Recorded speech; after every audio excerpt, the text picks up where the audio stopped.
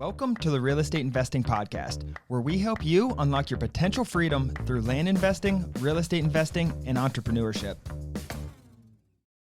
Hey everyone, this is episode 101 of the Real Estate Investing Podcast, discussing setting your business goals for 2023. I'm your host, Daniel Apke, joined again by my brother and business partner, Ron Apke. Before we get into the show, let's go over a question from one of our featured members in our Discord community. Today's question is from Ezra. Ezra asked, when canceling a contract due to something I found in due diligence, is an email fine, or should I use certified mail to let them know that we can no longer pursue this deal? Yeah, definitely don't need to do certified mail. Email works, phone call works. I like to make sure that I actually connect with them. Like, yeah, it's not the most comfortable conversation you're going to have, and they might be upset, especially if something's wrong with the land and they know it. But I like to make sure I get in contact with them. You definitely don't have to do certified mail. I would not suggest that at scale. It's not going to work. So yeah, I would suggest phone call, text, or email, whatever you've been talking to them with. That's how I would suggest letting them know.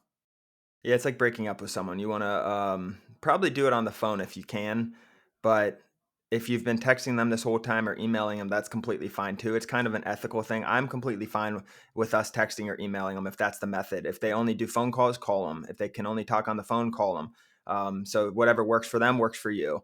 But other than that, Ron, let's get into the show. Setting your business goals in 2023. You know, it's November now. November 3rd, we're recording this podcast. So we got 2 more months, Ron, until 2023 is here. So this is a really big topic. It kind of crept up on us. And I know we've been getting this together with our own business.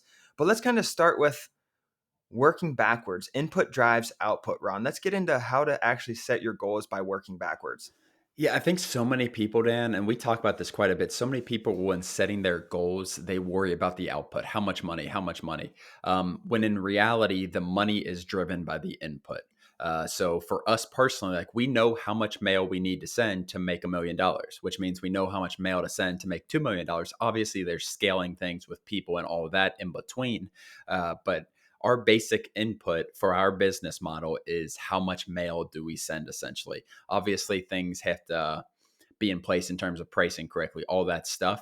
But there is a very basic number of mailers to profit. So that's what I'm talking about when working backwards, Dan. It's input drives the output. I don't want to just like maybe you do say, and that's how we do it. Like maybe we want to make $10 million profit next year.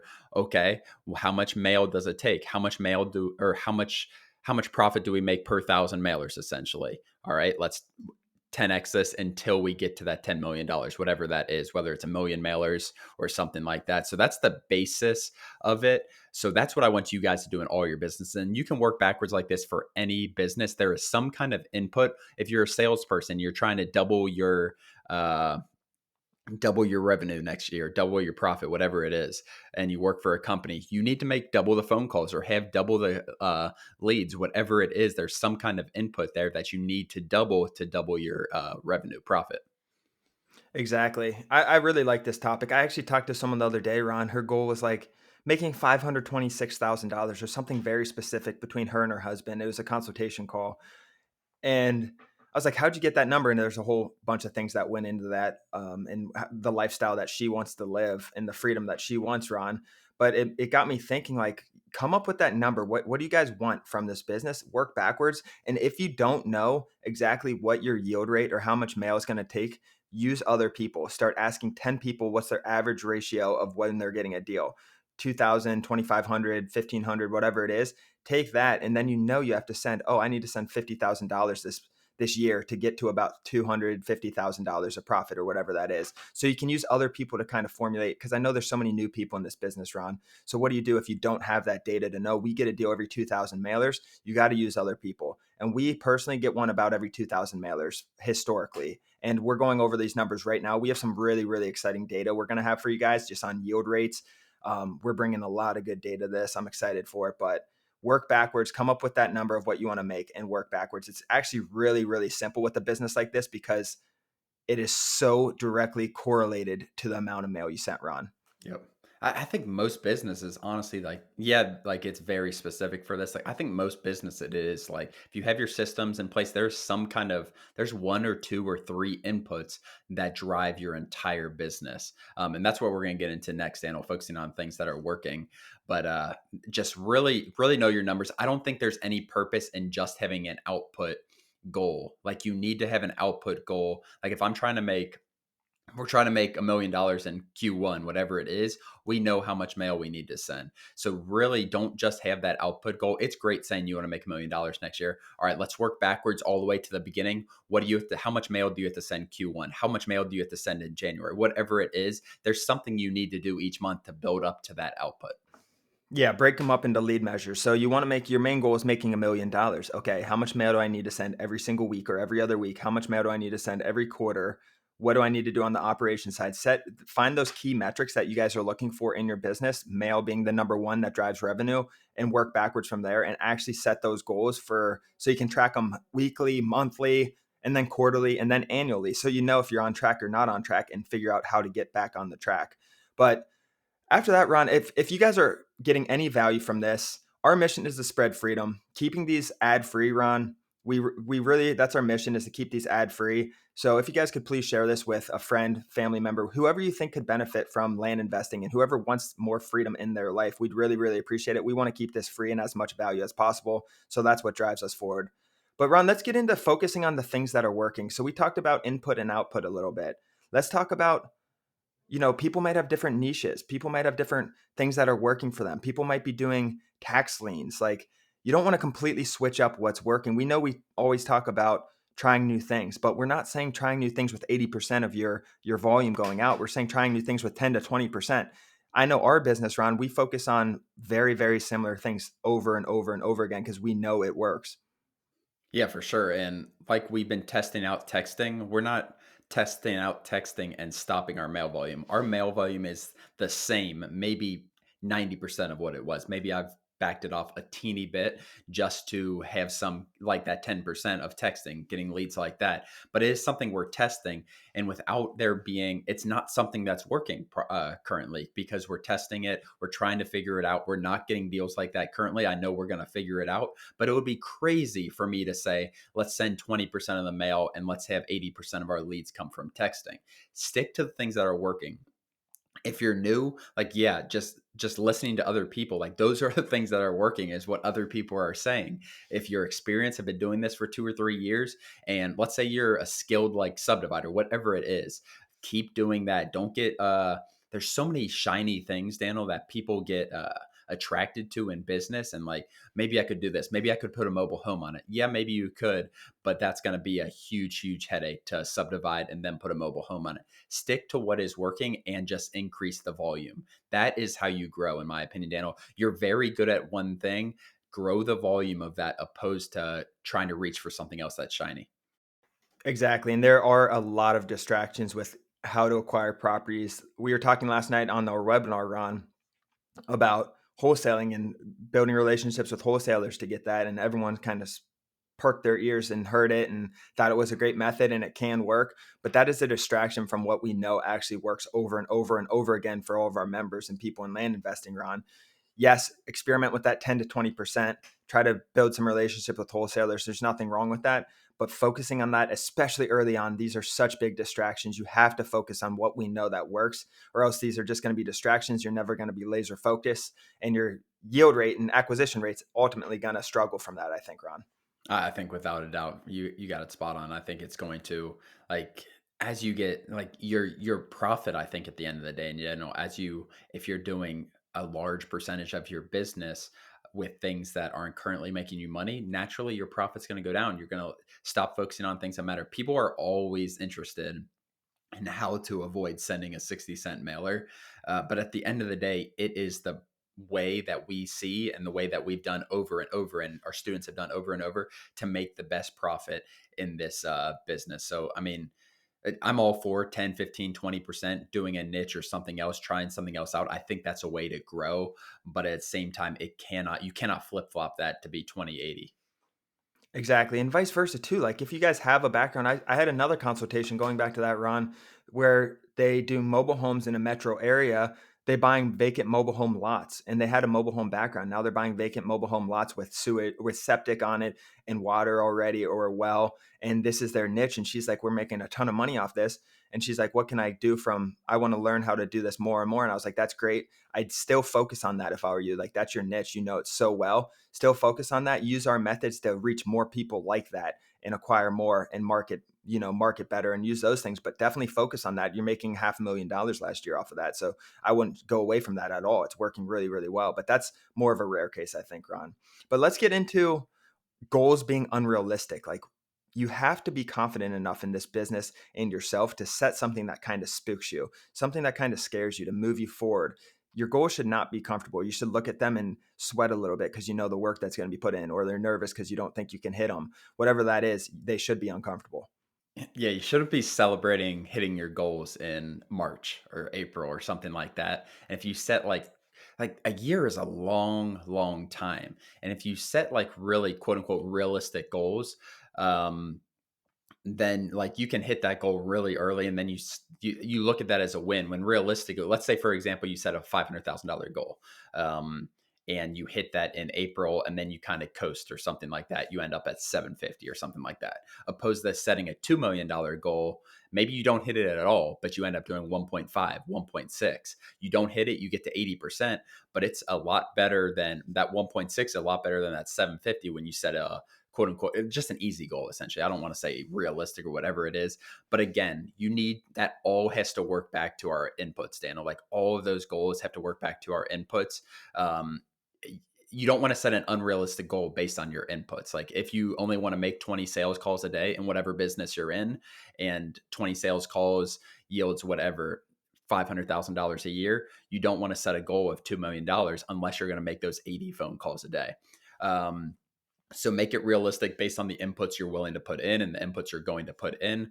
But you don't want to be hitting your goals early. We're not going to hit our profit goal for this year. We made it like 4 or 5x what we did last year. We're not going to hit it, but we're going to get really darn close to it. And I know having that high goal and putting those inputs in is the reason. Like this is a record breaking year by all measures, but we're still not going to hit our goal. Yeah, and a lot of that we focused so much. We've been hiring a lot, Ron, and we focused a lot on our systems and processes. We're really gearing up for next year and the next 5, 10 years as well with the business. But yeah, our numbers this year, I think, kind of almost took a hit because of our focus on that. We still were very dedicated to them, but we had to get rid of, at the end of the day, we had to get rid of a salesman, so we didn't have a salesman for a while. We made some short term sacrifices for the long term success, and that's not really an excuse. I think that stuff trickles down eventually. We're still going to get very, very close to it. And I know we're going to hit our goals next year. Speaking of our goals next year, Ron, let's talk about some different land investing goals that we've heard or talked about, and some different goals that we have and other members have. So people get an idea of what your goals should look like. Yeah, so our goals, like we've said over and over about the input, like I'm trying to like we want a 3, 4x. Right now it's November and we're really gearing up for Q1. Not saying we're giving up or anything these next 2 months, but we want to hit the ground running. And that's the key to hitting your year-long goals is by hitting the ground running. Like if we didn't hire a data person until Q1, then that's going to sacrifice our entire thing. So what I'm kind of getting at, Dan, is we're currently hiring for multiple positions to scale up and to grow. We're going to have a data person who is going to be very data focused, not just on mailing, but also when deals come back, they're going to help the salesperson analyze deals. So that is going to help us scale. And I want to 2, 3x our mail. And I also want to obviously do bigger deals. So that's kind of our focus going into 2023, I think, is upping our mail volume. Like I said at the beginning, if we can up that input, we know the output is going to be increased exponentially. So that's what we're really focusing on. And hiring is a big portion of that. Not that we're rushing that hiring process, but I'm really excited for that position to be filled, Dan. I agree. And they can do some business analytics as well, just taking our past data, analyzing it, seeing what areas have been very successful, where acquisition rates have been maybe really, really high. And we didn't realize it because when they sent 1,200 mailers, but we got 2 or 3 deals back and didn't realize that. But the ratios there, like looking at things like that, comparing different numbers, different markets, they can do a ton of business analytics things that really we can make decisions on. Look at that data. That's the goal, Ron, for a business analyst. Look at the data that they're bringing and help you make decisions going forward, business decisions going forward. Yeah, I'm really excited, and I keep on saying like input, input, input. There are ways to make that input more efficient. I don't want to act like it's just like a volume thing, and that's a combination of what they're going to do for us is increase our volume as well as hopefully increase our efficiency with everything we're doing. So yeah, I mean that's kind of our big picture goals, Daniel. I'm not going to really get into the numbers aspect, but a lot of our members like. I know people who started in March, April, May, like the middle of this year, and their goals like are 1 million, 1.5 million. Hopefully, this helps them kind of set those goals. And if you're 6 months into this, there's no reason you can't do $1 million next year. If you've been in this, really, if you're starting right now in November, there's no reason you can't do $1 million in profit next year. So as you're setting your goals, just kind of don't make it too realistic. Like I don't want you hitting your goals in April if you just started. If you set a six-figure goal, like I think that's way too low if you're really dedicated to this business. And a lot of people here around have 9 to 5 jobs, or, wives that are working that maybe don't want to work, or you maybe don't want to work your job, or whatever your situation is. Start at the bigger picture. Like, what's that $500,000 of profit going to do, or that $300,000 of profit going to do? Oh, I want to quit my job. That's my goal. I want to get out of my 9 to 5. I want to be able to travel. I want my pregnant wife to be able to quit her job. Like we had that situation. That's why I'm bringing that up. We had a member who was able to have his pregnant wife quit her job because of land investing. So that was his big goal, right? What's your big goal? Okay, to get there, now I know I have to make 300,000. So that's kind of the top level. Why do you want to make that 300,000, $500,000? What's that going to enable you to do? Then work down that number. So for an order my pregnant wife to quit her job, I need to make at least $200,000 next year. Let's just throw out a random number. Okay, how do I make $200,000? I have to send X amount of mail every 2 weeks. How do I keep myself? How long is that going to take me? That's going to take me 3 hours of pricing, 3 hours of phone time. Just keep working backwards and backwards till the system looks perfect. And it's going to be very, very hard for you to get off track if you follow those steps. Just look at it over and over again. Keep breaking it down, break it as far down as possible. How much time you need? How are you going to use that time? If you're working a 9 to 5, you have a family. Where's that time coming from? You need to spend 10 hours. Is that realistic? The price for 10 hours every 2 weeks, when you have all this other stuff going on, you have to break it down and find a way to make it work if you're going to do that. Yeah, I think when you have a 9 to 5 or something like that, like your numbers and your time efficiency and like understanding where your time's going is so much more important. Not much makes me happier, Dan, than hearing someone kind of quit their job to take on this full time like it is. And I know it's going to be a huge year for that next year with where a lot of people are in this business. And I think the people who go full steam ahead into the recession opposed to backing off because of a recession are going to explode. Like I really, really do. And I'm really excited for like I said, like it makes me so happy. Like his pregnant wife who was working for 10 years at a company, not like unhappy or anything like that, but she was pregnant and she's getting ready to have a baby and she's going to help him a little bit in the land business. And then she's going to obviously help raise a child. So, I mean, hearing that stuff is like that's a fuel of why we do this stuff. It's really cool. Really, really cool. But I don't really have much more to add. The only thing I want to say, like, these goals sound good. Your dopamine might be running right now. You might be all excited and amped up thinking of all this money, but you have to keep your foot on the pedal. It's not going to work if you do this for 2 months, then lay off. Like, you have to do this consistently, day after day. That's how you're successful. I see the people come in our webinars, Ron. I see them every week in our webinars asking questions. They're in the Discord. I can tell you usually who's going to be successful. There are the quiet people who kind of just hang back and then you see their deals and you're like, oh, nice. But I know they're being consistent on the back end. It's all about consistency. That's the last thing. When you're analyzing your goals, make sure you're going to be consistent to hit them, or else they're just not going to work and you're going to ultimately fail because you're not consistent. I was listening to something yesterday. It kind of got my brain running when you just said that. And it said like when things like get easy and you start making money, don't back off. Put your pedal like really floor the gas, and that's when like you can take off. So those are your two choices. Like a lot of people are in that spot right now. They're making maybe $20,000 a month in this business. You have the option to coast and keep making 20,000, or you can put your uh, pedal to the floor and really start making 60, 70, and 10x that by next year. So that's how I wanted to end this, Dan. But like you said, like it's about the input. Keep on doing that. I think that's easiest when it's already working. I think it's hardest to keep your foot on the pedal when things aren't working for you the first couple months, Ron. You're making, you're sending out mail. Maybe you've acquired one deal, but you're not getting much back. You're a little scared. There's not much proof of concept. That's when you got to keep it on as well. Then you start making $20,000 a month, like Ron said. and you can keep coasting, or you can really push through it. You have the proof of concept now, and then, 5x that next year, or whatever your goals are. But everyone, thanks for joining. Please, if you guys have not already, leave us an Apple review on Apple Podcasts. That really helps us grow. Like we said, we want to keep this free of ads and free of everything else to provide value for you guys. Other than that, thank you for joining. We'll see you guys next episode. Thanks, guys.